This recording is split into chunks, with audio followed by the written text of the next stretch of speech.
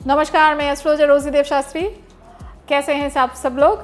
मेरा एक सीरीज़ चल रहा है, वो है हर राशि का ईयरली प्रेडिक्शन। थोड़ा पहले से ही आ रहा है ताकि मेरे जो सब्सक्राइबर हैं या फिर मेरे जो व्यूअर्स हैं वो थोड़े आगे रहे दूसरों से, अपनी प्लान प्रोग्राम आगे से ही सेट कर ले। तो अभी जो जिस राशि का मैं प्रेडिक्शन करने वाली हूँ वो है पाइसेस, यानी कि हिंदी में हम उसे मीन राशि बोलते हैं। तो चलिए शुरू करते हैं। साल का प्रेडिक्शन कैसा रहेगा पाइसेस के लिए, मीन राशि के लिए कैसा जाएगा, चलिए जानते हैं। साल की शुरुआत में मैं बोलूँगी ये साल आपके लिए बहुत चीज़ है ऐसे जो सीखने को मिलेगी। एक तो मैं ट्रांजिट के बारे में बाद में बात करती हूँ, पहले क्योंकि वो दिमाग में रहता है। जब भी हम प्रेडिक्शन में बैठते हैं तभी एक दिमाग में वो ऑलरेडी प्रिपरेशन रहता है कि ये इस साल ये राशि बहुत इंपॉर्टेंट रोल प्ले करेगा। तो एक तो चीज़ मैं बोलूँ ये कि ये साल मीन राशि के लिए बहुत ज़्यादा इंपॉर्टेंट रोल प्ले मतलब करेगा, राष्ट्र के लिए भी और मीन राशि के लिए भी। एक तो है कि ये साल आप कुछ भी करने से पहले बहुत बार सोचिएगा। मतलब एक मैं उसका सिंपली अगर बोलूँ तो डिप्लोमेसी कैसे की जाती है, या फिर कुछ भी चीज़ें इतनी ईजीली या फिर स्ट्रेट फॉरवर्डली आप ना बोल के थोड़ी देर ठहर के फिर बोलिए, चीज़ों को थोड़ा और जांच कीजिए फिर बोलिए। लव रिलेशन या फिर रिलेटिव या फिर जो भी आपके लव्ड वन है उनको थोड़े से नए तरीके से आप जानना शुरू कर देंगे। वो एक्चुअली आपके साथ क्या है, आपको कैसे दिखाते हैं, एक्चुअल में कैसे, ये सारी चीज़ें आप जानना शुरू कर देंगे। इंट्यूशन पावर ट्रिमेंडसली बढ़ जाएगा। अच्छी बात यह है कि ये साल में आपकी जो भी फ्रेंड बनना है वो बनेंगे, और जो आपकी रियल में फ्रेंड नहीं है उनका फिल्ट्रेशन हो जाएगा। लव लाइफ की बात करें तो जो सिंगल है उनकी बात मैं करूँगी।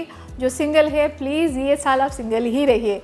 मतलब ये नहीं है कि आप मैं ये कोई एडवाइस है, लेकिन ये साल आप प्रायोरिटाइज़ कर पाएंगे कि मुझे अपने जो मेरे लव्ड वन हैं उनको ज़्यादा प्रायोरिटी देना है या खुद को ज़्यादा प्रायोरिटी देना है। यानी कि कहीं ना कहीं ये बोल सकते हैं कि खुद पे आप ज़्यादा टाइम इन्वेस्ट करें तो ज़्यादा बेहतर है। खुद के बारे में ज़्यादा सोचिए, क्योंकि वैसे भी अक्सर मीन राशि के लोग बहुत से काम ऐसा करते हैं जो लोग ध्यान नहीं देते, या फिर उनको अप्रिशिएट जितना मिलना चाहिए, अप्रिसिएशन जितना मिलना चाहिए वो नहीं मिलता है। तो मैं बोलूँगी ये साल फुल्ली अब अपनी खुद के जो भी खुद के जो भी करने का, खुद को जो करने का मन हो या फिर अपने आप को जानने का मन, तो वो सारी चीज़ें कीजिए। जो लोग मैरिड है तो मैं बोलूँगी कि जिनकी रिलेशनशिप जो कपल है थोड़ा सा उतार चढ़ाव रहेगा। ये साल एक परीक्षा की तरह होगी कि आप अपनी जो वाइफ है वो आपके लिए कैसा रहेगा। मतलब अगर वाइफ या फिर जो आपके स्पाउस है, अगर उनके साथ आपका सच में अच्छी बॉन्डिंग है तो ये साल एक परीक्षा की तरह रहेगा।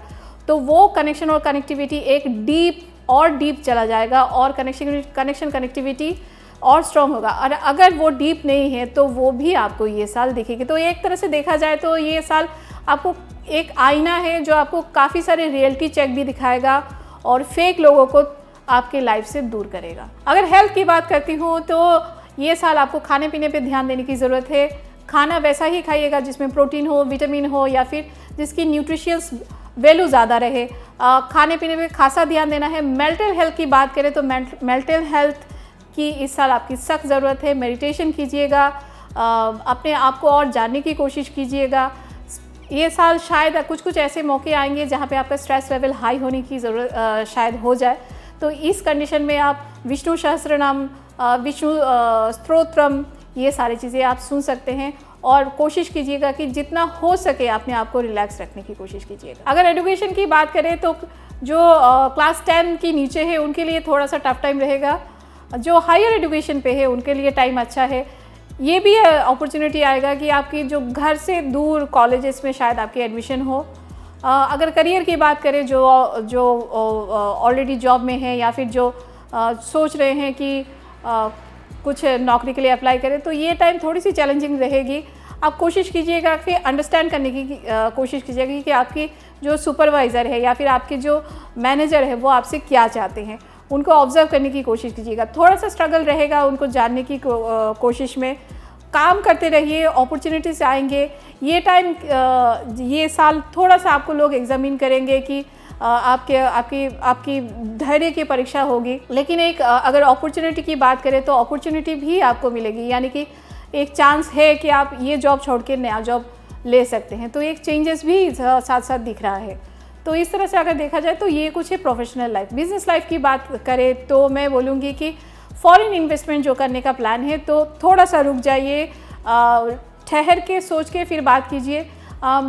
एक ओवरऑल अगर जो ऑलरेडी एग्जिस्टिंग बिजनेस पे है उनकी बात करूँ तो उनके लिए अभी टाइम अच्छा है, लेकिन एक टाइम में या अगर मैं ये बोलूँ कि जो भी इन्वेस्टमेंट या फिर कहीं पे भी कुछ लगाने का, पैसा लगाने का या फिर और भी बिज़नेस ग्रोथ बढ़ाना है, तो फिर मैं बोलूँगी कि थोड़े से सेटल होके, यानी कि जून जुलाई में ही आप सोचिए कि बिज़नेस को ग्रोथ करना है या फिर फर्दर पैसे कहाँ पे लगाना है, ये सारी चीज़ें दिखाई देंगी। ट्रैवल की बात करें तो ज़्यादा दूर जाने की, ज़्यादा फॉरेन कंट्री जाने की ज़्यादा प्लान मत कीजिए। जो भी पास जो भी है, जो जगह आपने अभी तक एक्सप्लोर नहीं किया, वहाँ पे जाने का प्लान कर सकते हैं।